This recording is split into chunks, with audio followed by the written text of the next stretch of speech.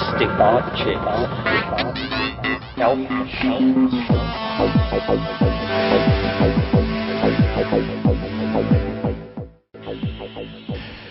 Greetings from Cyberdelic Space. This is Lorenzo, and I'm your host here in the Psychedelic Salon. So, how's it going for you today? Personally, I've had a hard time getting going this week. If you've been following these podcasts for the last couple of months, you'll probably remember that sometime in June I started whining about how much work it was taking to get ready for Burning Man. And then, after I got back, I complained that I was out of energy and had to recover from Burning Man. Well, now it's October, and I seem to have run out of excuses. So it looks like my lack of get up and go is primarily due to the aging process, coupled with my own inherent lethargy, which can make things difficult to get up the energy once in a while. But then I check my email and find it full of comments, suggestions, and thank yous from so many of our fellow saloners that my energy level shoots back up to the max. And, well, here we go again, getting ready to listen to the end of the Hazelwood House Trialogue. And, again, today's program will be a bit longer than the 1 hour I like to keep them to. And so I want to be sure to get my thank yous in before you get lost in the thicket of thoughts that our merry trialoguers create. And in addition to Ralph, Rupert, Terence, Bruce, and Chateau Hayuk, whose music you hear in the background right now, I also want to thank 3 people whose financial donations to the salon have been significant. So thank you very much, Elliot K., Jim, and my fellow grandfather, Robert O. And how's your little granddaughter doing, Robert? I'm sure she's bringing you as much joy as my grandchildren are bringing me. They really make my life worthwhile, and I'll bet it's the same with you. Anyway, thank you all for your support of these podcasts. I couldn't do it without all of your help, love, and support, and it's deeply appreciated. Well, for today's program, we'll be picking up where we last left the Hazelwood House Trialogue that was held between Rupert Sheldrake, Terence McKenna, and Ralph Abraham back in 1993. And we'll begin with Ralph's tale that he calls Fractals on My Mind. Now, as I've been listening to these trilogues with you over the past couple of years, I've come to expect to hear new insights about our physical world coming from Rupert, and over-the-edge metaphysical ideas coming from Terence. But throughout them all, it's been Ralph who quite often provides the steadiness or ballast or rudder or whatever you want to call it that gets their cargo of new ideas safely ashore.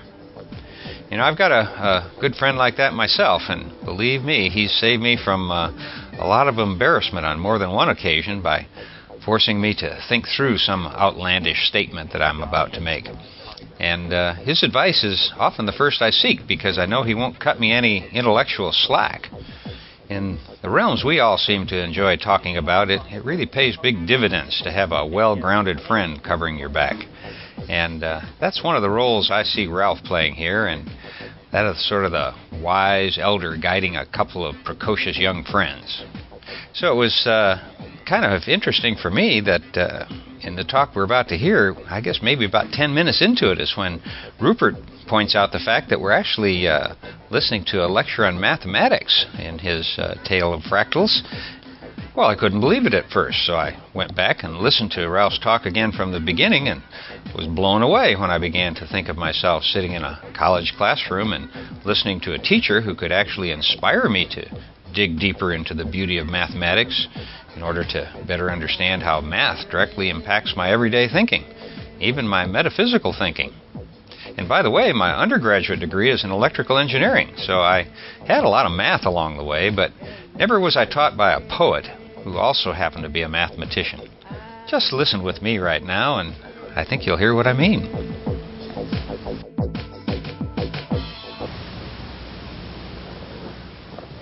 Fractals on My Mind. An epic in 4 parts. Part 1, the sandy beach. The 3 boys put on their wellies. They ran down the field. They swung on the swing. They rolled down the corn circle. They came to the river. They sat on the edge, dangling their feet over the stream.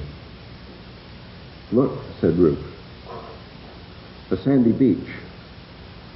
Sure enough, they saw there was a little tiny beach of sand. Terence said, the land reaches down into the water. And Rupert said, no, the water reaches up into the land.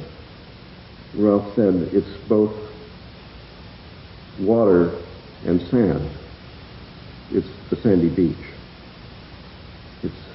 It's a fractal object. They stood then. They walked in the stream. Look, said Terence. It circles to the left. No, said Rupert. It circles to the right. It's turbulent flow, said Ralph. It's a mathematical object. It's chaos. On the other side of the stream, there was no beach. There was a concrete wall. It was not a fractal object. Rupert said, it's a straight line. Terence said, it's a Bauhaus excrescent of post-linguistic humanoids.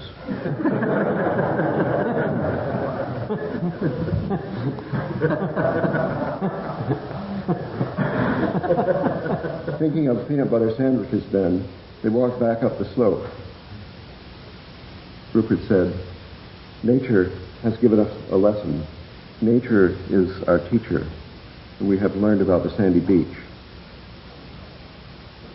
The sun had set. Ralph pointed to the sky. Look, he said. They looked and saw there was a silver stripe in the sky shining there. They hadn't noticed it before. It girdled the entire celestial vault.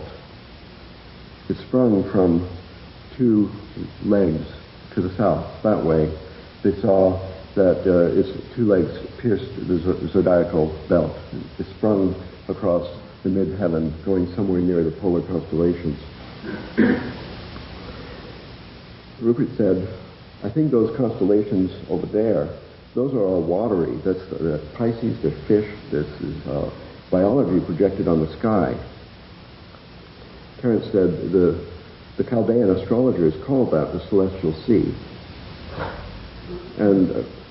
And Ralph said, it's a sandy beach in the sky.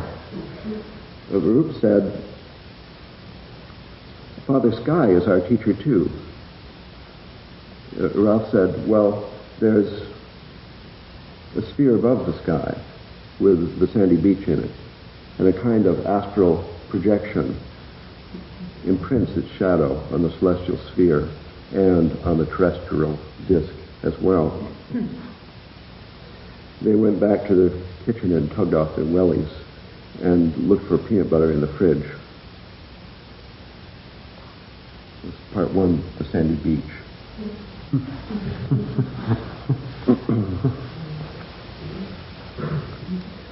Part two is called Two Roads Diverged in a Yellow Wood.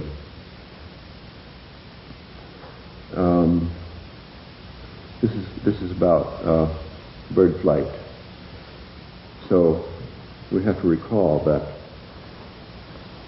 pigeons live in a loft, and the loft radiates a field throughout the atmosphere of the planet Earth, all the way around. And this is a field of intuitive flying instruction.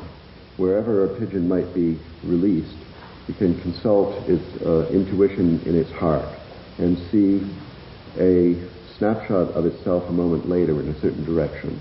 And by following itself, it gets the instruction to fly in a certain direction, which, even though it's not a straight line, will eventually lead back to the loft, which is the attractor of the dynamical system or intuitive field of directions. And we'll assume this for the sake of discussion. This is the morphogenetic field of the loft. And now we have to put ourselves in the position of someone reading Rupert's book soon when it's published and trying to do the experiment with the movable loft. So first we dispose of monotheism, leave that behind. Now we have two lofts. The two lofts each radiate a morphogenetic field instructions wherever the pigeon might be.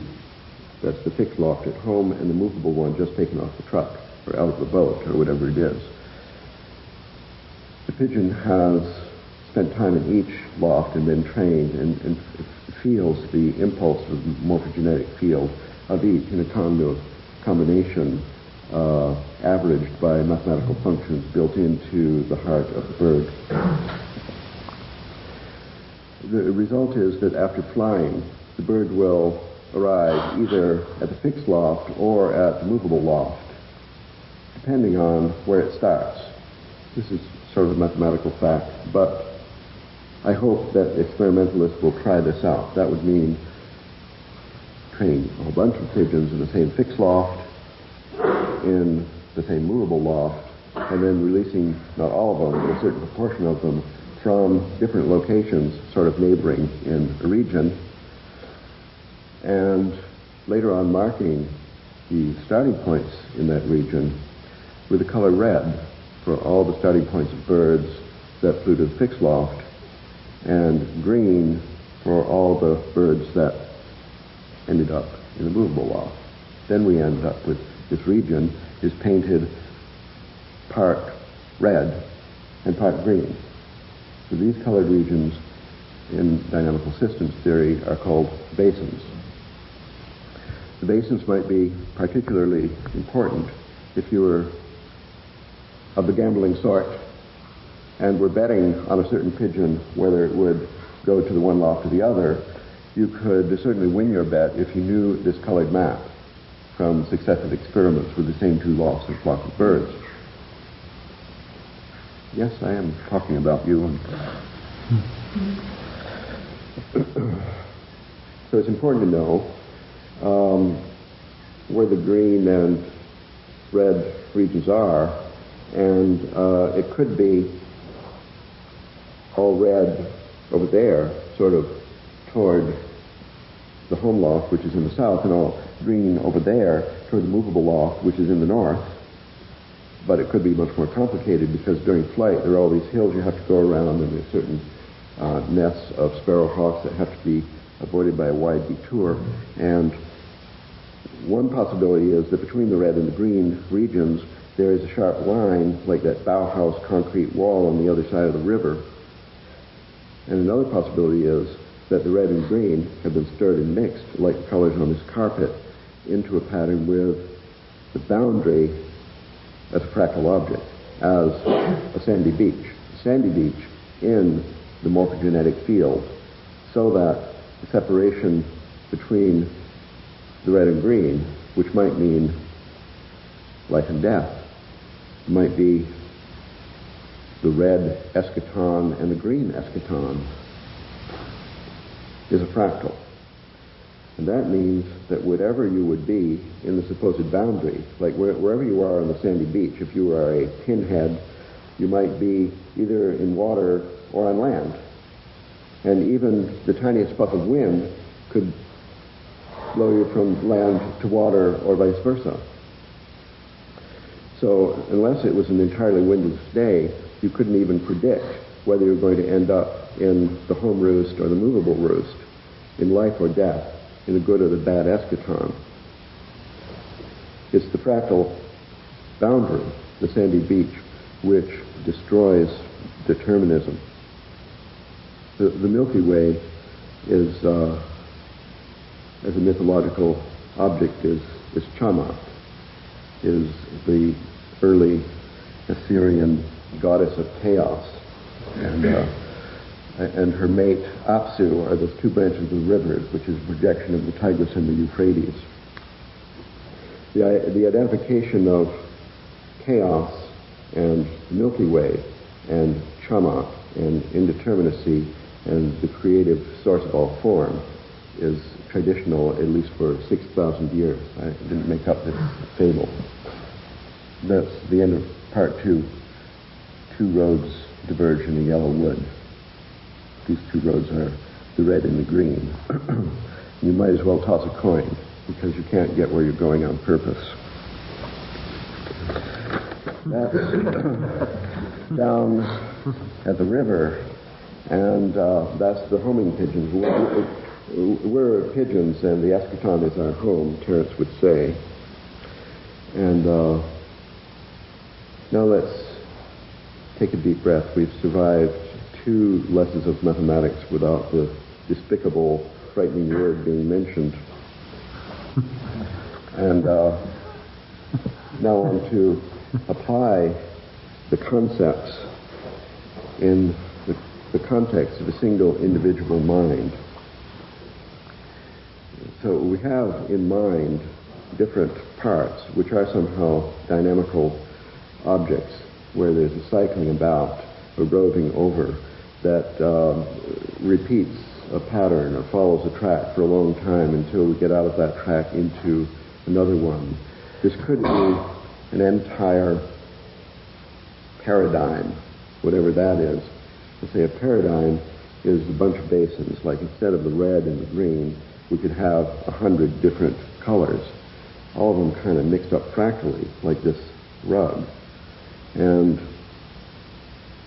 each of these colored regions might be a group of basins, but between the basins are thicker boundaries that make it more difficult to go through, or reflect you from the boundary, so that it takes a bigger perturbation in the world of thought in order to change it. We could call them paradigms, or personalities, or cubby holes in the mind. For example, when language came over us, I don't mean 25,000 years ago. Well, this process started 25,000 years ago, but in the history of a single individual, then at the age of 1 or 2 or 3 or something, when speech is beginning, what was going on before that? Presumably that was what everyone was doing before speech came all together, if there ever was such a time, and that childhood paradigm is not vaporized and replaced when the linguistic phase arrives. Instead, it's like covered over and covered. It just makes another one of these bases. So that's an example of, we could call it multiple personality. And these regions in the mind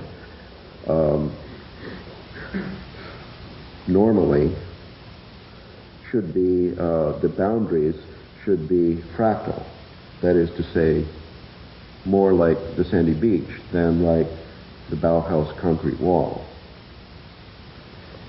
In the case that some training influence creates, instead of the natural sandy beach, a concrete wall, then it becomes very difficult to get from one to another. When there would be fractal beaches everywhere, then the slightest perturbation, a strange idea coming on the radio, would bop you just that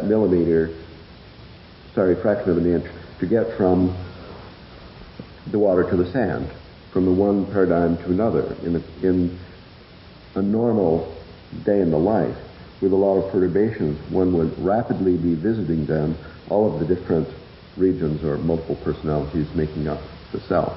So noise in the environment is sufficient to integrate the personality. But if there are iron curtains here and there, then it takes a very big perturbation to get out of one paradigm into another, and then you would see an individual manifesting the multiple personality syndrome. So since this difficulty, at least in this model, which is inspired by Kurt Levine, the founder of social psychology, he had a kind of mathematical model for a mind, individual or social, at the basis of his invention of social psychology. In this model, the healthier state has these sandy beaches, and the basins, the colors are all mixed up. The pathological state has too much order, like after toilet training or something, with these concrete walls, iron curtains. So these iron curtains, I call them dyschaos. So replacing the order disorder binary with the dis-chaos and chaos binary, because we need more sandy beaches. So I wouldn't call this, as they do, the multiple personality disorder. I call it the multiple personality dis-chaos. So that's a sandy beach model of a mind, which, if we were into clinical psychology, we could try inventing a therapeutic strategy to increase chaos. For example, visiting a river, listening to the sound, walking in nature, as opposed to listening to the radio and watching the TV. Watching TV would be good if they somehow put birdsong on there, chanting. Well, there are many applications of this that I won't go into now. I'll just mention a possible application we could come back to someday, just to point to some possibilities for individual psychology before I go on to the fourth and final lap of this course. And this has to do with the question, why do people believe in UFOs? Or why do people want to believe in corn circles? Or this is quite independent of whether UFOs are real or imaginary. It hardly matters, and not to put down UFOs. And why they would want to believe in God or monotheism, or there is one God, and so on. I think that the multiple personality dis-chaos phenomenon is pretty universal in our culture. And there are heavily walled off regions. Walls were built at different stages in life, and the child part was sealed when there was an authoritarian, trustworthy emotional environment that had the illusion of absolute truth or something. So that part is sitting there yearning for some validation from the outside world. Something like that would, if you wanted to try experiments, or you could write a book recommending experiments in social psychology in which the tendency of people to believe in God, you could try to affect it by playing music. Music therapy for dyschaotic religious belief. And in case of success, then restore pantheism, which is maybe badly needed at this time. Instead of going on with applications to fractals in the individual mind, I like to just go on to the collective mind, to our social sphere, and in this fourth and final part, and then I'll end with a couple of questions for you guys based on this idea. Well, I wouldn't have thought of this exactly, but I think Terence suggested that I was guilty of making a mathematical model for monogamy, and since that's true, I might as well share it with you. and this is it, in fact. We are there. So this is about the sandy beach in the collective mind. And, well, we could get to this collective mind stepwise, as in the Zhuangzi. One, from nothing comes one, and then two, and then three. He says, after three, any mathematician can make infinity. So we've got one. Now we can just step to two. And what would be then the application of the sandy beach model to a social system consisting of two people?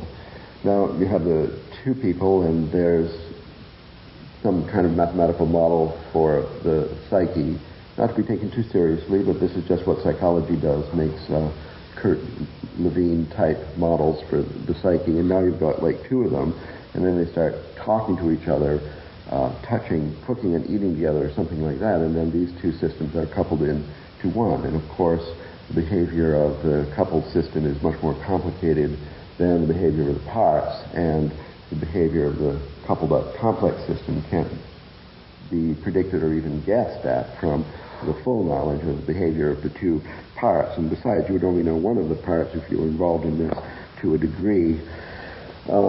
This system then also has, this is a dynamical system. I mean, the model is, not the people. And in the model, this complex system has attractors, that is to say, roost, loft, the movable loft, the fixed loft, and so on, and the bases colored red, green, and all the other things, and the boundaries in between, either iron curtains or sandy beaches.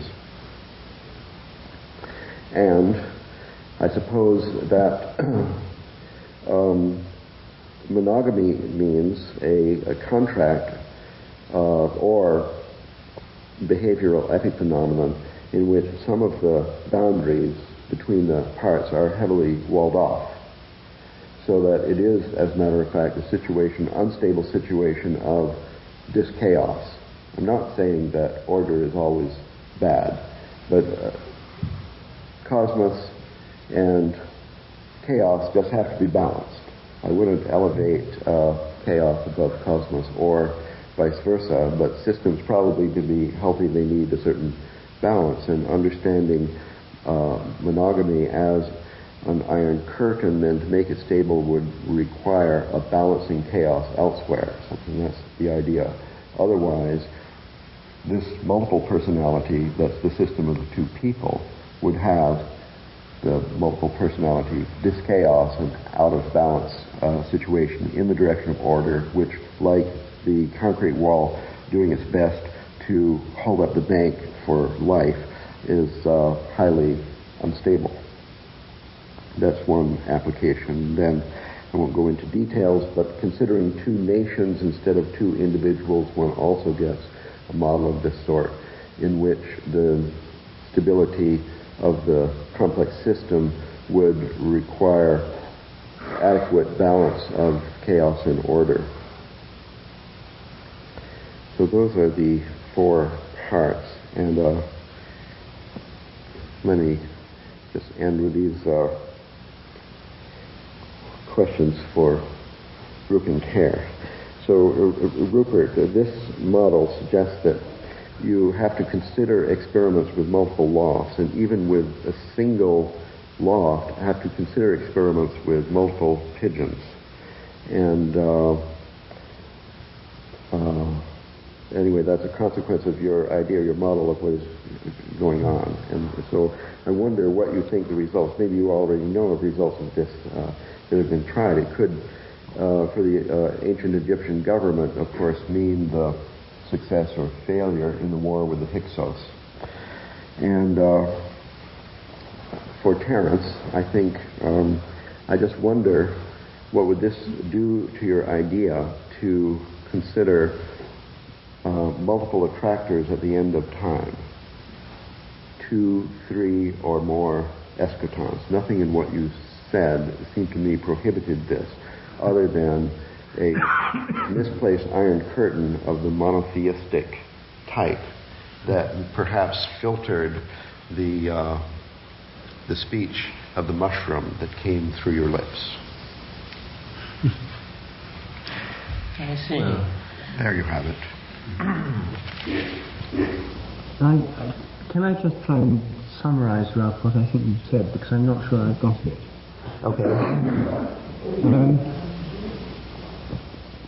One element seems to be that personalities and, of course, social relationships and international relations and the behavior of different groups of pigeons fall into different basins.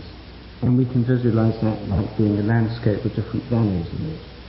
And so if something's in a particular region, the ball will roll down in a particular valley. If it's another region, it will roll into another one. And each of these basins represents a different kind of sub-personality. Within a marriage or a relationship, then each of the basins represents what we normally call a personality, each of which has sub-personalities within it. these are the different basins, and you seem to be pointing out that personalities are made up of different sub-personalities, a very fashionable view. Everybody is talking about sub-personalities. James Hillman says we need a polytheistic psychology where you have all the different gods and goddesses, not only representing the archetypes that we all go through, all these different ones. We're possessed by different gods or goddesses at different times, and we move from one to another, and we're not a single personality with different functions, but we're a kind of emulsion of all these different personalities. Then there's the multiple personality craze in America, where people are fascinated not just by serial killers, but by people with multiple personalities, and preferably both. Multiple personality serial killers. Anyway, there's a fascination with multiple personality. There's the Hillman thing, there's the computer model, Minsky and the MIT multiple module. Daniel Dennett, the materialist philosopher, has the multiple drafts theory of consciousness. So everywhere we find these multiple models, of which yours is one. And all of them seem to be saying that to get away from monotheism, which is reflected in psychology by the idea of a central ego, a dominating ego, we've got to get away from that too, to these more democratic models, where you have kind of grassroots democracy, all these different personalities. That seems to be one drift in what you're saying. And that's one discussion, is whether or not a polytheistic model is possible, or whether indeed there have been any. Because in India, which is frequently called polytheistic, you have many gods, but you have all through all Indian traditions the idea of some state beyond all this, Brahma or Atman. And in every system where you actually have polytheism, you have some sense of an undifferentiated unity as well. So that's one point to discuss. The second point you seem to be making is that the boundary between these different basins is not a straight line or a rigid wall, but rather a fractal boundary, namely one that has many ins and outs and curves and filigrees and patterns, and therefore moving with that kind of boundary, moving from one to the other is very easy, because you never quite know where you are, and you could cross the boundary without realizing it, whereas if there's a rigid wall, it's difficult to get from one to the other. Is this so far? Yes. Right.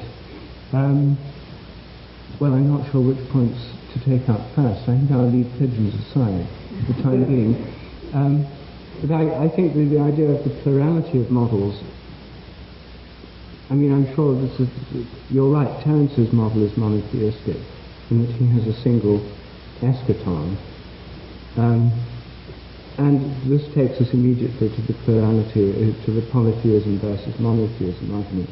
My view of polytheism is that polytheism in all its actual functional forms, even in its Catholic form, Catholicism is in a sense a kind of polytheism. You have all the angels, you have all the saints, you go into a cathedral, there's all those side chapels and shrines. It's just like a Hindu temple. You go into a Hindu temple, there's the goddess of this, then there's the god of the planets, planet gods, and then there'll be this goddess and this local god, and then there's Ganesh, and then there's various other gods, Hanuman, and that there'll be a central shrine, say of Shiva or of Vishnu, which would represent the central unifying principle. So most forms of polytheism are not radical polytheism. They're a plurality with some, however vaguely defined, overarching unity behind them. So the first point is, are you denying an overarching unity? No. A radical polytheism? I think my main message is what you described as the second point.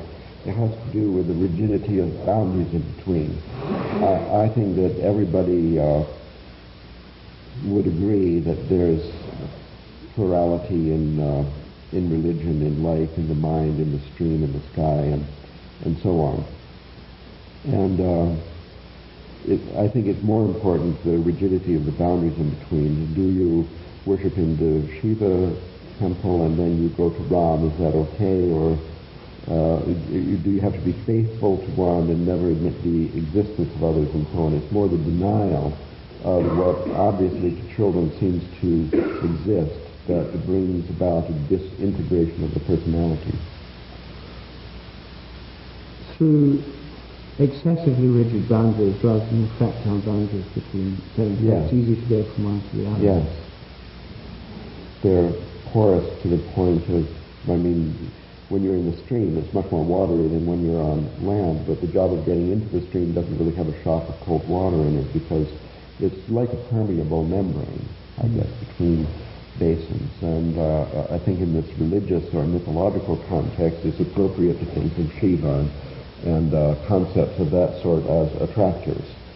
And then there's multiple attractors, everybody knows, considering the population of the planet through all times at large. And there's zillions of attractors, and some people have visited one, and other people have visited 2 or 3, and so on. And this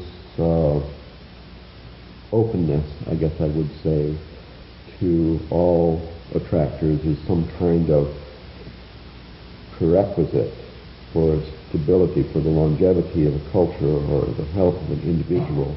And this idea is based on the cosmology in which the stream has the same morphology as the heavens, which have the same morphology as some abstract mathematical object. Therefore, under the ambiance of this idea, our experience of nature is that these rigid walls are very unstable. But they're not that unstable. If you look at nature, if you look at a plant, for example, there's membranes around its leaves, and although they have invagination, stomata, and the air can go in, the surfaces are skin, has pores in it, and is not absolutely smooth. But nevertheless, these are clear functional boundaries. And everywhere you look in biology, you find clear functional boundaries. There's a cell membrane around each cell, which may have within the lipid structure, the fatty structure, some kind of fractal nature. But it's not an infinitely permeable boundary. It's permeable to a point. Well, it has little holes in it with pumps, which are designed for particular things in the environment. So the permeability is, as it were, structured in a way that's rigidly connected with that species. But if these holes were plugged up with chewing gum or something, then of course the cell would instantly die. But boundaries, you're not denying the importance of boundaries, of course. Your whole model is based on boundaries, isn't it? That's right. It has to do with their crookedness. And their crookedness is your mathematical model for their permeability. Yes. Okay, we've got it straight now, but I want to hear how to clarify it. Yes, well, this seems... I think the hay fever medication must be cutting in. It seems extraordinarily arcane. Nature is fractal. This is the new discovery, and it's a very powerful insight, but it doesn't wipe out some of the previous accomplishments. I'm thinking of all the work that was done to show that it's also hierarchical. So without tossing the baby out with the bathwater, it might be better to say it's fractal and hierarchical, so that in the case of your suggestion to me that the eschaton could be many, I think the eschaton is defined as one. And so the many that you're suggesting are sort of subsets of the approach. And then what I'm hearing is that because of the interdimensionality of the fractal, the boundary transition is, it's as Philo Judaeus said of the more perfect logos, you can never tell the moment when it crosses over from being heard to being seen. That's another one of these fractal boundaries that you're talking about. Well, if that were all there were to say about it, then no boundary would be defined or noticed. as such. So we're sort of back to Whitehead's notion of certain stubborn facts that are, I suppose, like raisins of resistance embedded in this fractal ocean of infinite permeability. I don't have any problem with this. But nevertheless, I think above all these cycles, boundaries, membrane, there is ultimately a frame that is all-inclusive and defined. As far as my, whether this is simply because I've imbibed some form of monotheism on the side, possibly. The form that I've probably fallen under the sway of is some kind of Neoplatonic pyramid of ever-ascending abstract hypostatizations that lead into the one.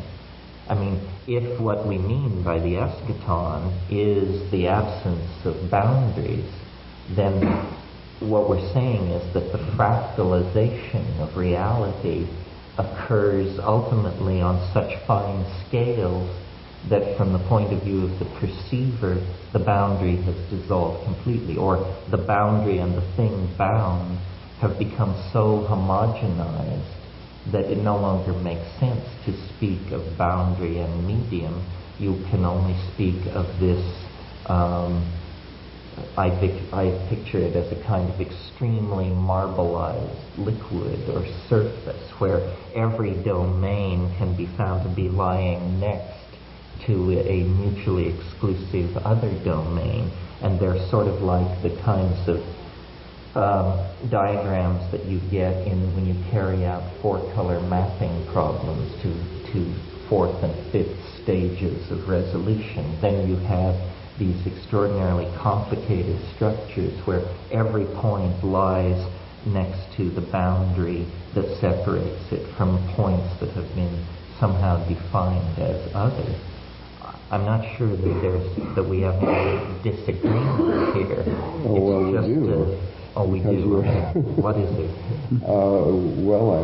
I think what we've got here in your description is a speculation built upon a speculation built upon a speculation, and coming eventually from some kind of absolute and pure faith. To Neoplatonists,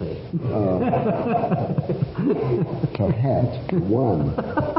The one to Plotinus was something that you could explore toward, but not actually arrive at. So we have to understand then, on the testimony of those early experts, that one is an article of faith and our experience. Even the best traveling shaman has only been so far. And the assumption of one beyond that is, as a matter of fact, pure, faithful monotheism at its best. It's even called the one. God is called the one, to make sure that you don't think perhaps is two. Right. Now, I agree with your idea that the cosmos is hierarchical. That's fine with me. And even I don't care if it has a finite number of layers or an infinite number. But however far you would go, that the wildest shaman has traveled has seen only another image, maybe more complex, of what we see in ordinary reality and nature. And that is, there are multiple basins, there are fractal boundaries, there are many possibilities, there are different regions, there's complexity, where harmony is hierarchically organized. We have never got to the top. Therefore, to say it's one or it's two or it's three could only be an article of faith. It cannot be any kind of extrapolation from observation, normal or arcane observation. We're talking about pure faith here. When you get to the top frame, I don't see any reason why it shouldn't have two basins, and they're separated by a fractal, and that means that the shaman who comes back and says he knows which one it is lying. Well, my understanding of fractals is that they are a kind of homogenization of levels not present, domains distant, and that in fact the idea is if you have a sufficient sample of the fractal, not very large, you can in fact extrapolate the contours of the entire system, so that it isn't necessary to send a shaman or a mathematician for a total overview. The sample can be, isn't this what the cosmological principle is? That based on local measurement and local physics, it is allowed to extrapolate. There's another monotheistic religion, which is yours in reverse, which says instead of an eschaton, it's got a birth at the beginning. Without an article of faith, you can't get a cosmological principle. We don't have any evidence from the boundaries of space. Well, isn't the idea that fractals are a kind of holographic plan? That the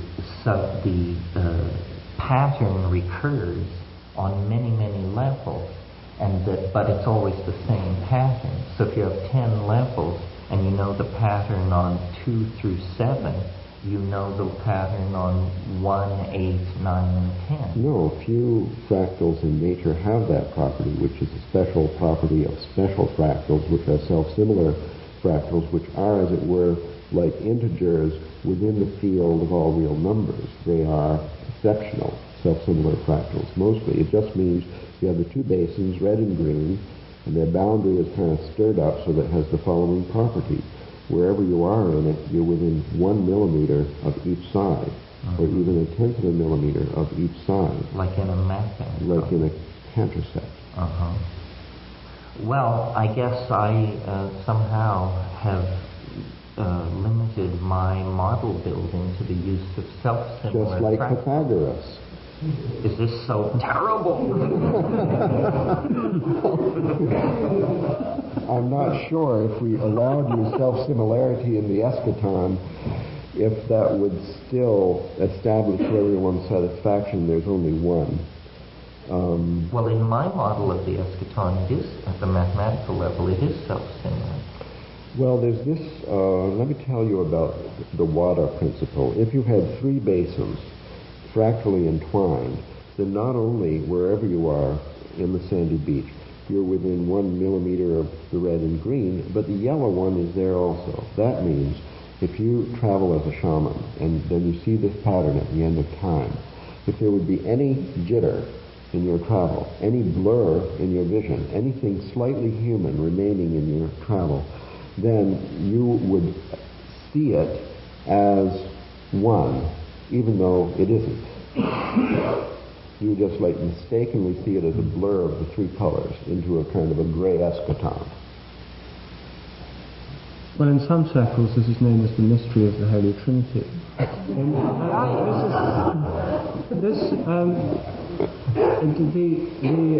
The theological attempts to deal with this problem have led to a variety of models where you have the idea that the ultimate is not an undifferentiated unity, but rather a pattern of relationships, which in the Chinese model you have the yin and the yang, the kind of fractal model between them. And the circle containing the two is the whole that unifies them. And in the model of the Holy Trinity, there's a lot of different ways of dealing with it, but one way is the Father is the source of the Word and the Spirit. And the Word is the primary model is the spoken word. The Spirit is the breath on which you speak the word. You breathe out, and as you speak, the word can happen. Of course, the spoken word, not the written word. And this, as Jill would tell us, is a pattern of vibrations with harmonics and so on, probably some kind of fractal pattern in time.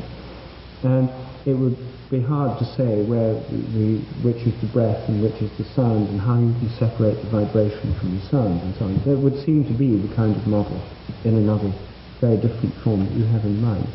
But the principle of unity is not there so much. It's partly, I suppose, a kind of experience people report, but it's also the sense that all these things are related or hold together.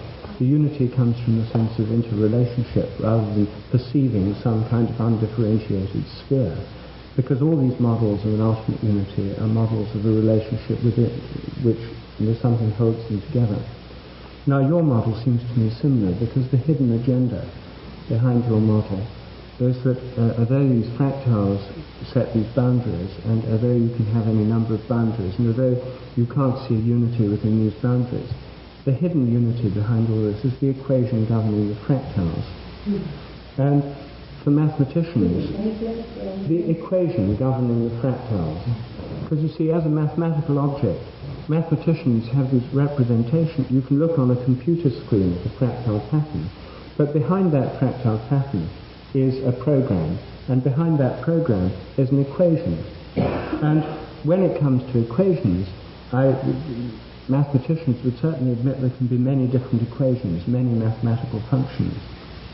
But for this given fractal pattern, there's presumably one equation governing it, and that contains different elements, but they're related together by the equals sign of the equation, and by the whole structure of the equation. There's a kind of unity containing diversity as a mathematical object, which for most mathematicians exists in some kind of platonic realm beyond space and time. Even if this platonic realm is only in the imagination of mathematicians, there's some kind of hidden unity containing the diversity that generates this entire thing we've been talking about. So I would say the unity is implicit in any mathematical model, in the hidden mathematical object behind the manifested pattern. Well, that's true, but it still makes a difference if you fly to the home roost where your mate is, or you fly to the mobile loft where there's just this army captain waiting to give you your food. I think that my point is not so much about the multiplicity or unity. I agree that everything is unified in one thing, at least the better if it is. The point is more about the boundaries, that if you have the dynamical system with the different basins, and they have fractal boundaries with the water property, then as a matter of fact, no matter how you perceive it, no matter what experiment you do, you will perceive unity. When you don't perceive unity is in the pathological case when you have the iron curtains. If you have iron curtains, then unity essentially has been defeated by a disease of chaos. And therefore, when we see this in nature, in history, in social systems, and in ourselves, we have to beware about these iron curtains, because they create, as it were, a unnecessarily multiple situation, which is the multiple personality syndrome, which is a real problem for some people, and is a problem to some extent for all people. As we have, for example, here expressed a yearning for a peaceful state beyond language, then I'm calling that one of these boundaries. And if you practice chanting, meditation, and so on, then you are intentionally increasing the fractality of the boundary, and therefore the integration of the parts into the unity. If unity is your goal, then you have to examine the fractal width of all your boundaries and guard against things that are too thin. So how do you fractalize your boundaries? Can you give a personal example? Well, in the emerging science of neural nets, this is called annealing. Well, one thing you can do is take a psychedelic. Another thing you can do is go to a different culture, which is really, really different, and stay there for 7 years on a farm or something. And just leave with your life. Well, if you have a mate of any gender, then you're certainly in a more chaotic situation than. But these two-person units do definitely have diseases. We know that, and a few of them survive. And I'm making a suggestion here as to what's the trouble, which might not be validated by further study, but to the degree that it would suggest a strategy, a kind of a therapeutic technique. And people are trying out, by the way, this idea for therapy in relationships. Can you give an example of how it would work in the therapy in a relationship, the fractalization of boundaries? Not in the model, but I mean in a kind of therapeutic personal Well, people, first of all, there's a diagnostic phase in which the therapist is trained in chaos theory instead of Freudian theory.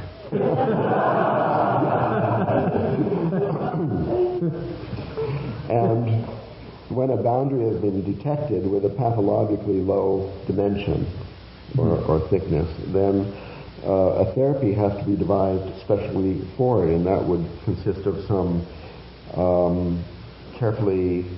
some safeguarded experiments in the violation of the boundary and the mixing of the boundaries. One common strategy involves play in a sandbox. You've seen this.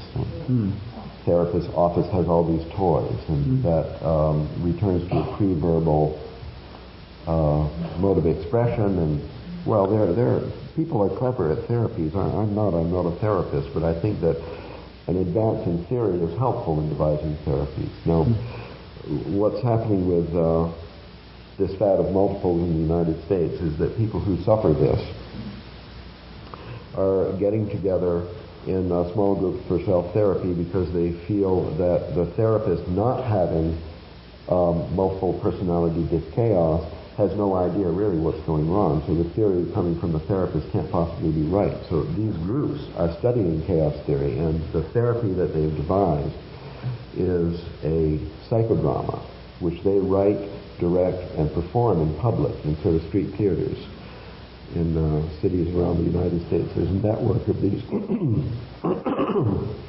that base their approach on my paper on the multiple, what is it called? Personality dyschaos, it's called. So we'll see. I can give you a report next year how these experiments work out. Some therapists believe that they may be fatal and I should be imprisoned. But the patients themselves are very enthusiastic. They're really having such a wonderful time. It applies to bipolarity. You know, depression is a really serious condition. If you're depressed, I mean, you are so unhappy, life is so painful, you can't really go on. And if a therapy was devised that cured bipolar personality dyschaos without drugs, then a lot of people would be helped. It's not a fad, it's a really serious disease. So dyschaos, the psychodrama is designed to break down boundaries, rigid boundaries. Yes, to increase their fractal dimension. What do you do with people whose boundaries are too low already? There are certain people, for example, in conversation, who run from one attractor or create or basin to another. So they jump from subject to subject with alarming rapidity, and you can barely keep up. Now these seem to be people who have fractals of high dimension in their mental attractor structure. What do you do with them to reduce the dimensions of their fractal? Well, I'd start with beer or maybe a shandy and then go on to wine.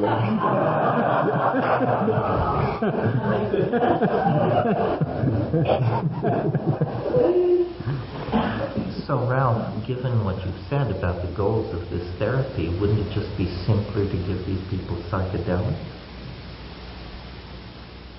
Well, personally, I've had good results with psychedelics. I'm not sure everyone would. And maybe it'd be nice if we had several alternative strategies, some of which could be done on a Sunday evening where you still feel okay about going to work on Monday morning. Well, since you have like vitamin pills. Since you have such good luck with psychedelics, why are you so reluctant to advocate it? Well, I do. I have been advocating psychedelics in public, or at least, if not advocating, confessing that for me there have been very good results. I've had a certain amount, quite recently, of hostile mail and telephone calls, even people coming to the university to hasten my demise. They seem to think they're drugs. The psychedelics are drugs, and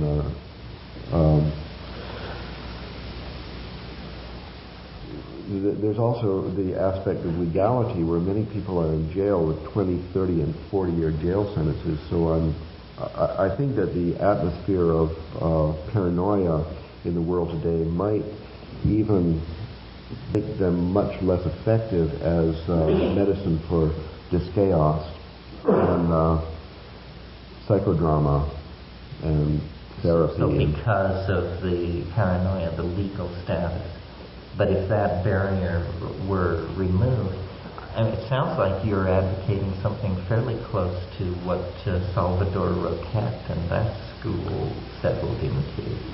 Is that true? I don't know Salvador Roquette. Well, he was a psychotherapist who worked in Mexico for many years and gives people psychedelics, but he also then assaults them with Auschwitz footage and all of the very highly charged emotional material, the idea being to just reduce them to some absolutely basic jelly of dissolved boundaries and psychic... Sounds disgusting. To me, I agree. I'm trying to find out how what you're advocating is different. Oh, it takes only very subtle medicine to decrease rigid walls. Even the very idea of it may be enough, as a matter of fact. Well, that's anyway the therapy idea.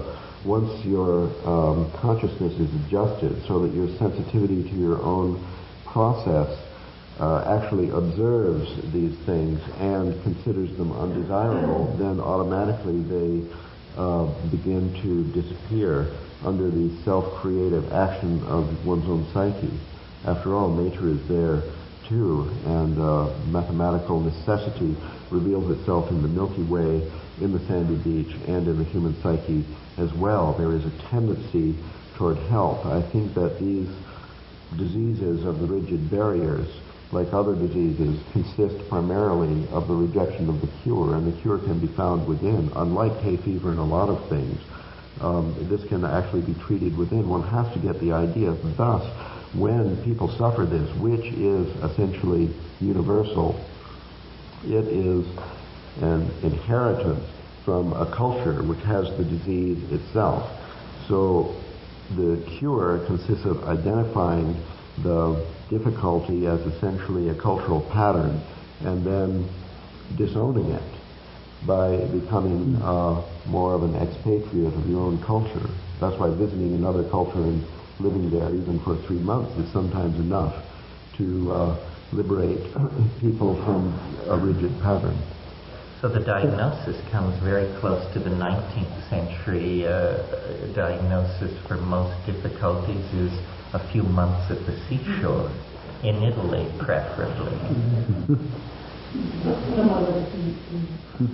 In other words, in both cases, you want to establish this extra environmental attitude through distance from cultural values, either achieved through journeys with drugs, yes, or journeys to foreign and exotic lands. A walk in the woods is perhaps all it takes.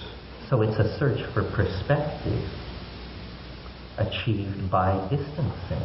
It's a kind of a mathematical perspective. Yeah, well, is there another kind? It's only appropriate because our culture has suffered this particular disease over a mere span of 6,000 years.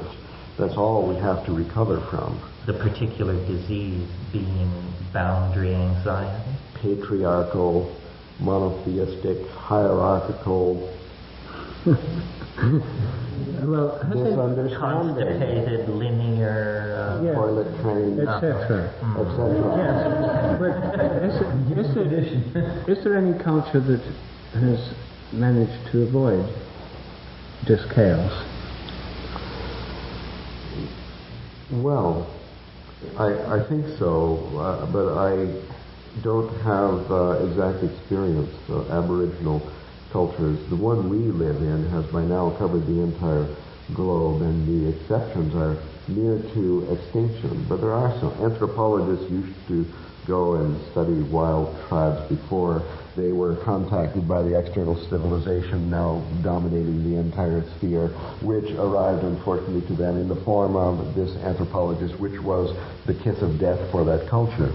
And so what you're suggesting, Ralph, is that archaic lifestyles were more boundaries, which is a theme near and dear to me.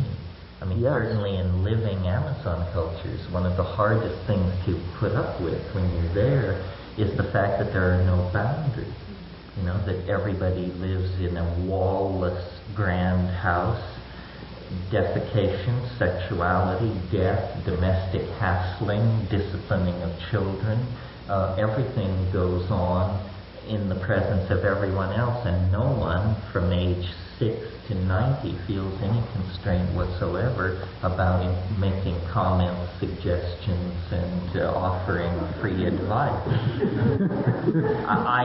It's a hard thing to embrace, even with the knowledge that it's going to be good for you.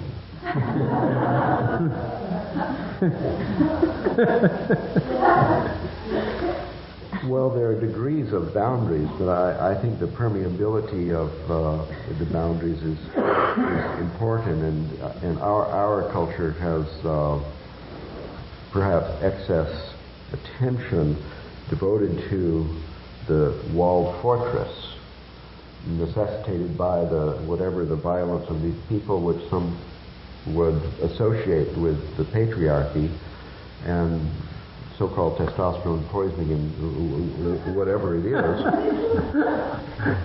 There has been the necessity of Bauhaus concrete walls around the town, locks on the doors of the houses, electronic motion detectors, video cameras at the bank card place, and so on.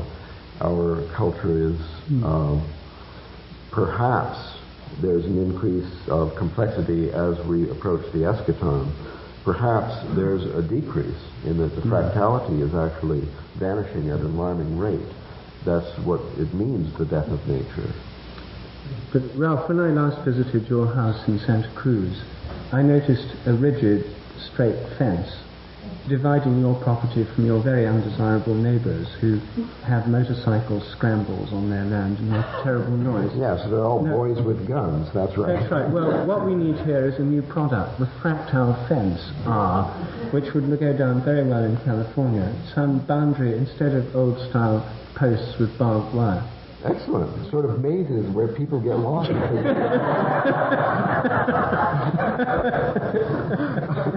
I think we should patent this and get on with it. We'll subvert the world. Well then, just for the slightest low gust of wind or chaotic event, these motorcycles would suddenly zoom past your front door. Yes. We'd have these gateways like cell membrane paths that nice people could go right through. Those with spirit guides.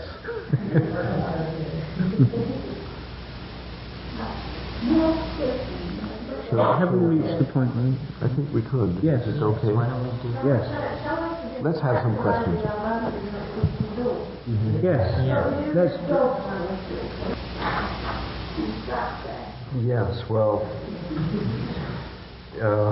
Yes. Well, everyone is stuck there.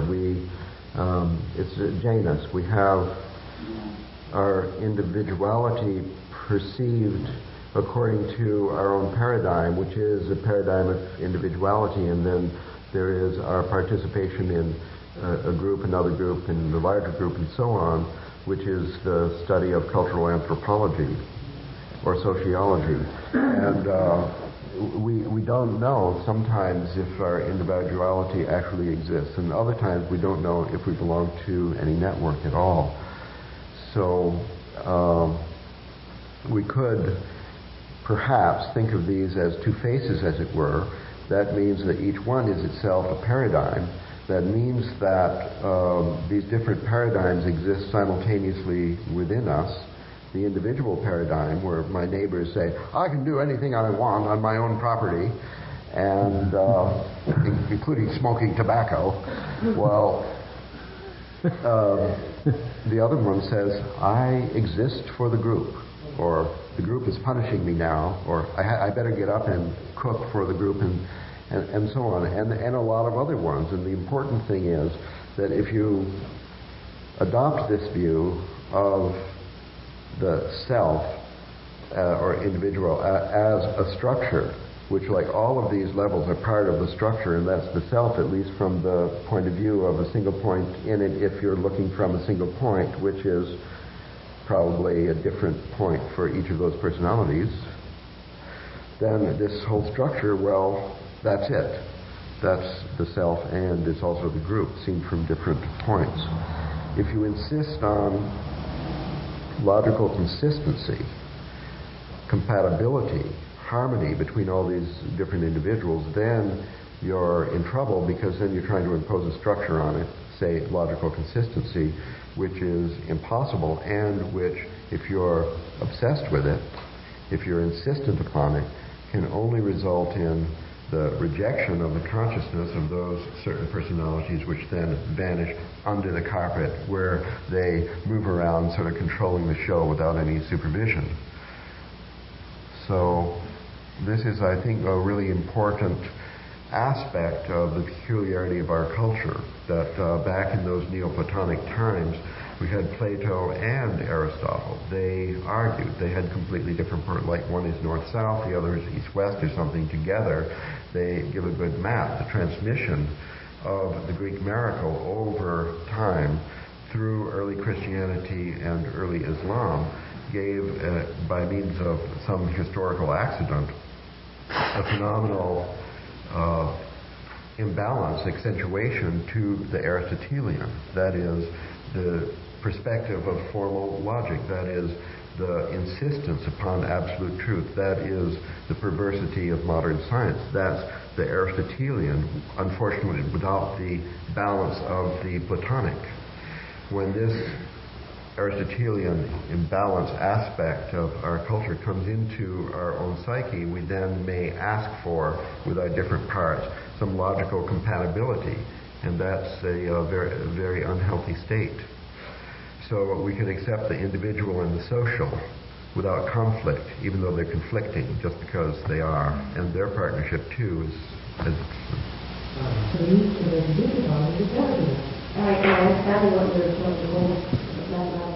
Yeah, it sounds great. Never occurred. I mean, Terence was suggesting everybody take 5 grams of dried mushrooms. Maybe one of these little balls under the tongue would do.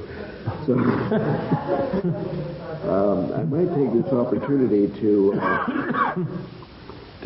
just speak in defense about the image of mathematics that you projected, and I think that this could be helpful to everyone, because I don't know how many people have come to me and said, I hope it won't be too mathematical. Mathematics is not a science. It's sort of the opposite of a science. Science is science. You know what that is, or we don't know. There's a lot of different images, but somehow it has to do with an absolute truth observed about nature by doing it a certain way with a discipline which is miraculously good in terms of getting rid of a lot of foggy stuff and giving all people on the planet a consensus about what's going on. Not speaking down science, but science is not mathematical, and mathematics is not science. Science is discovered about the world through the activity of people. Mathematics is an inborn ability that everybody has, like breathing, pumping the blood, we don't know how it works, and so on. It is not an equation behind the picture you see in the book. The picture that you see in the book, which you recognize and it immediately means something to you in terms of what you're doing, that's the mathematics. Mathematics is an abstract vocabulary of space-time patterns. That's all. If somebody figured out some cute way to stuff into an equation or a computer diskette or something, they're fine. But computer graphics has made visible mathematics, like slide projector put into Terence's head would project the shadow of the eschaton onto the wall. That's it.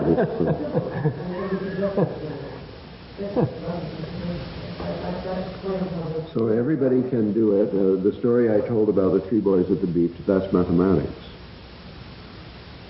I think once you understand what mathematics is, every single one of us before lunch could invent a new branch of mathematics. Mathematics is simply the formal relationships between defined sets.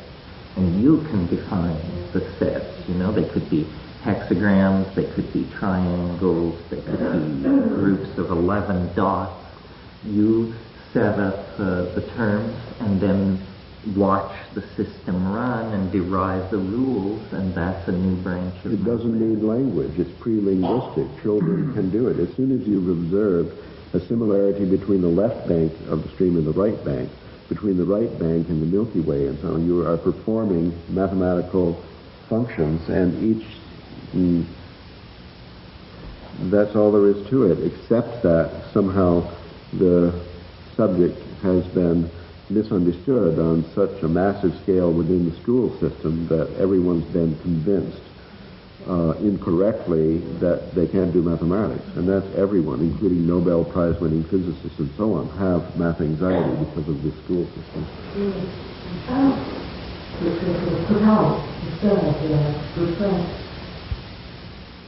Then there is no chaos and there is no order. Chaos is a kind of order, and order is a kind of chaos. So I know this sounds like double talk, but the whole idea is just to somehow disabuse yourself of the habit of overemphasizing something by perceiving the value in the other.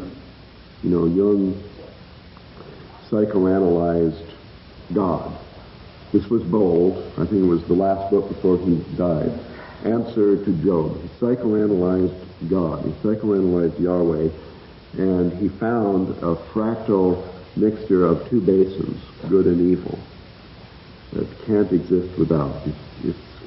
That is, in other words, the ultimate model behind all the mathematical models for all the dichotomies before construction or after deconstruction. That is the red and green fractally mixed. They're still red, they're still green, but they're so close together. That's, anyway, Jung's deconstruction of Yahweh. Yes. Well, this is, I think, what Rupert was suggesting at one point there, the idea about the sacred trinity, or the original tripartite structure of the goddess. Each part is present in every part, and there, in other words, no distinction between the divine world and the mundane world. And if there is a distinction, where a culture has made a distinction, then that distinction is, as it were, creating dis-ease in the culture by setting aside divinity from something else, ordinary reality, family, life, and then you get a temple with a thick concrete wall around it, and the divinity within and outside, and so on. And then there's the progressive parturition of, like unzipping a zipper, where one thing after another is desacralized, and now we live in a world which is totally desacralized, and the resacralization of the world could be as simple as zipping up this zipper again, but we don't know exactly where the handle is. We can't recover the aboriginal state of consciousness because it's extinct, I guess. But we're trying. But we're trying to find it in this. The multiple personality idea then suggests that it's there. It's still there in each person, under the wall. The aboriginal state of consciousness involves, as far as we know, taboos. In other words, boundaries of what's restricted. It's not without boundaries at all. All the early books on anthropology, Sir James Frazer and all those kind of people, were fascinated by taboo structures. As soon as anthropologists arrived anywhere, they found systems of taboos, and that's why early 20th century anthropology, Freud wrote a book on totem and taboo. I'm very interested in this question. And taboo means that which is forbidden. And the idea that there are these boundaries set up by culture seems utterly fundamental to all cultures. Well, but don't you think, not just patriarchal, etc. Don't you think they were projecting a lot of that? After all, people like James Frazer and Freud came from the most taboo-ruled societies that have ever existed on Earth. Victorian England and fin de siècle Vienna were so taboo-obsessed, so constipated, so hidden from themselves, that they very probably carried that into their work as a projection. But not just that. I mean, like among Australian Aborigines, the idea that there are certain initiation rites that boys go through when they're shown certain objects which can only be seen by initiated men, not by women, not by boys beneath the age of initiation. And this kind of pattern, presumably, wasn't just made up by anthropologists. These things are found everywhere, things of that general kind. And the idea of boundaries seems fundamental to human culture, and the boundaries in so-called primitive societies are much more rigid than in our own in many ways. And like in India, for example, the boundary between the left and the right hand. You use your left hand for wiping your bottom after going to the lavatory, and it's considered unclean and pure and so on, with an actual daily reinforcement of that reality. You use your right hand for eating, and if you give someone a present, you must give it with the right hand. I was always having to tell my guests in India, for heaven's sake, don't give people things with your left hand. In the shop, pay with the money. You just don't do that. And you have to learn all these cultural divisions when you go and live in another culture. It's not just that we're obsessed with boundaries, in fact in our culture many of them have been broken down. So I think there's something extremely important about these boundaries, which your fractal model... Well, I never spoke against the boundaries. I think that... No, they're not even fractal. In traditional cultures, they seem, the ones I've encountered, haven't had a kind of fractal permeable quality. They've had a quality of extreme authority to them. Well, there's a suggestion, I think, about Aboriginal society had to do with the presence of the divine throughout the world that you share, I think. And that's one particular boundary that we have that those traditional societies didn't have, even though they had other ones. So maybe there's a law of the conservation of boundaries, or the maintenance of a certain degree of complexity of structure that you find in all societies, and these boundaries have to be put somewhere, and we just have to see that they're more or less in the appropriate places. And I don't think they're weaker or stronger. The taboos we overthrow are the weak ones, but we're ruled by incredibly strong taboos.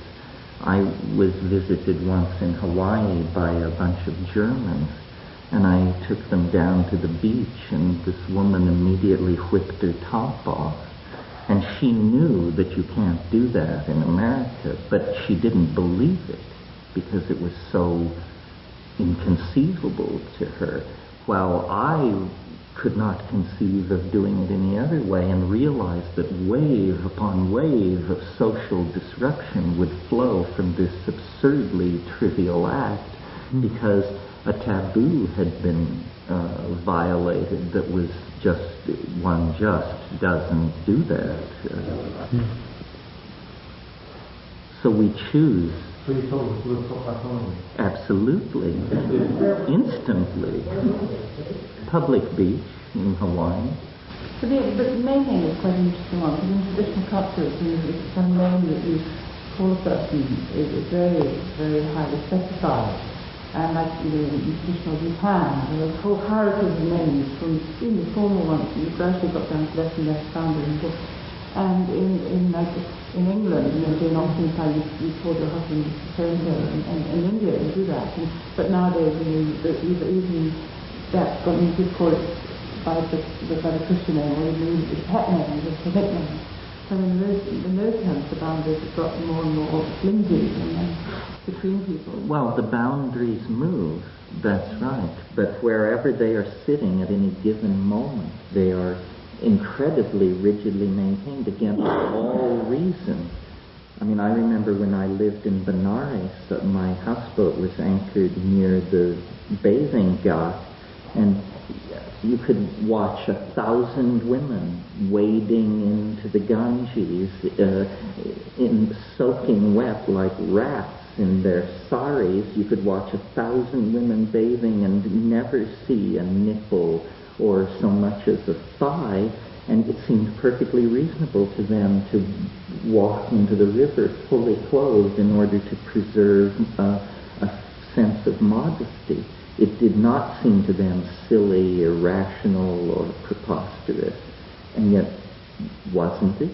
And isn't it absurd for American women to keep their tops on at the beach? Yes, but it goes without saying. It's beyond question. And then the taboos that are negotiable change over time, but they usually don't address the central concerns of the society. I mean, for instance, this thing about topless beaches, all the beaches of France and Italy are topless. That means nothing in America. It will never change. I cannot conceive of it changing. The situation with cannabis is similar. Everyone knows that cannabis is trivial and harmless, but that doesn't mean that we're on the brink of changing the social taboos about it. It feels to me as though they will never change. Those taboos are denial of the sense or the faith. Yes, I agree. I think that speaking of all these divisions, one of the strongest divisions is the division between the sacred and the profane. They seem to be like oil and water. And once a profane domain is established, it will struggle with all of its resources to resist a re-sacralizing of that space. That's what has made Western civilization so toxic, is the fact that it is a continuous and spreading profanation, apparently to be carried on until the extinction of the planet, unless those few heretical voices that dare to oppose the imposition of this boundary are heard. And so the significance of the evolution taboos is in fact the taboos recharging which really are healthy. Well, so you're suggesting there are pathological taboos and taboos which actually maintain health. Yeah. I mean, the taboo about the hand that Rupert mentioned is probably a health-based taboo. You don't want to be transmitting amoebas to your friends or yourself. Well, we don't want to eat poisonous plants. We don't want to eat... But poisonous, it becomes a word. This is a word so fraught with cultural talking value. about Amanita Varna or something. Well, your first shot of scotch, if this doesn't convince you that this is a toxic substance, but no, it turns out to be the basis of an entire culture, lifestyle, and philosophy. You're talking about that when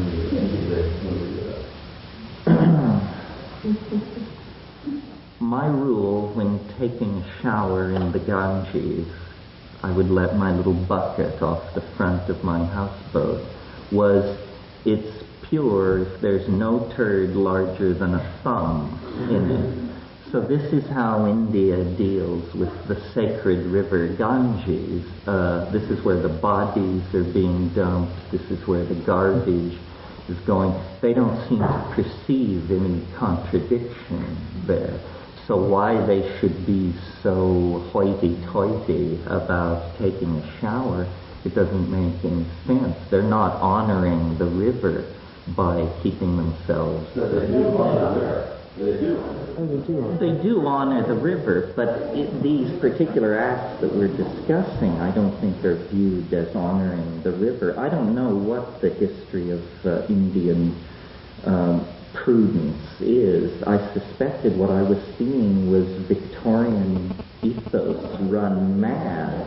Those established and the Ganges can take it. I mean, it can always hold that program. Thank you. That's exactly what I meant at the beginning, where Jung psychoanalyzed God and found a fractal mixture of good and evil, and then, of course, we see it everywhere in nature. And the Ganges is not dirty water. It's actually a fractal mixture of excrement and clean water. And nature is fractal, and poisonous plants are growing intermixed with the food. So that's just the way of it, this planet. And when our societies are more like nature, maybe they have more longevity or maybe not, and maybe the mathematical model helps to look at it, or maybe not. But in any case, we succeeded to draw back from the eschaton and the homing pigeons and somehow arrive in the society that we live in. So the boundary is a rigidification of habit. Yes, the boundary is a kind of a materialization of habit, I guess. And nature itself seems to have evolved. The structure came out of chaos in a process of creation in which order emerged and structure is made and matter materializes around habits and so on. In our personal life, in our family, in our school and institutions and so on, we have a lot of freedom, it seems, to behave this way or that, and within some realm we have choices, and that's why I think it's good to have a mathematical view of all this, because it does give you a way to extrapolate from nature, to make analogies between nature and the structures we're living in, and that's kind of diagnostic in itself. Maybe we should stop here. Do you think? Sure. Yes. Feels like we've hit the noon boundary. Since this has already been an overly long podcast, I'll refrain from any comments on the Trialogue we just heard, other than to say that once again it seemed like it was Ralph Abraham who had to gallop in and save the day from some of Terence's more ungrounded speculations. But what great fun to listen to the three of these guys bounce such entertaining ideas off one another. And there still are a few more of these Trialogue tapes to go. Today's conversation was the end of the Hazelwood House Trialogues, but there are still others that they held that I haven't had a chance to podcast yet. So you can rest assured that over time you'll eventually hear the rest of them here in the salon too.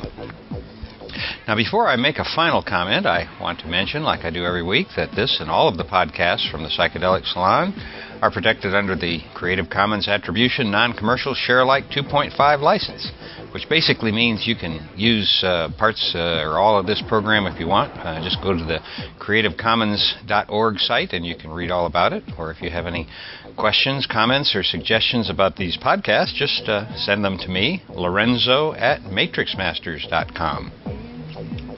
And as a final note, I want to mention the passing of my friend Bud Wilkinson. Bud had just turned 91 years old shortly before he died, quite peacefully, I'm told, and with most of his children by his side. And while I realize that the chances are slim that you knew Bud, one of the reasons I want to mention him now is to point out how just being a nice person can help to make the world a little bit better for all of us. I only met Bud a couple of years ago when a mutual friend introduced us at the gym we both use several times a week.